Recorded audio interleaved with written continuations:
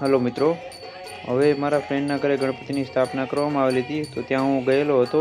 તો આ જે વિડીયો તમે જોઈ રહ્યો છો વિસર્જનના દિવસનો વિડીયો છે. તો એમાં સૌપ્રથમ પહેલાં જે આરતી કરવામાં આવેલી હતી ગણપતિ બાપાની, અને પછી જે છે થોડો ઘણો જે છે એને બધા મિત્રો ભેગા મળી અને વારાફરતી બધાએ આરતી ઉતારી હતી.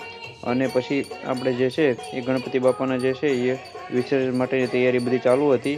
અને જ્યારે આરતીનો સમય પૂરો થયો ત્યારે થોડા ઘણા રાસ ગરબા બહેનોએ લીધેલા હતા.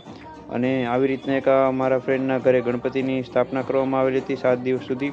અને પછી એનું વિસર્જન પણ કરવામાં આવેલું હતું. અને ઇકો ફ્રેન્ડલી ગણપતિ હતા, એટલે તમે ઘરે જ તે વિસર્જન કરી શકો છો.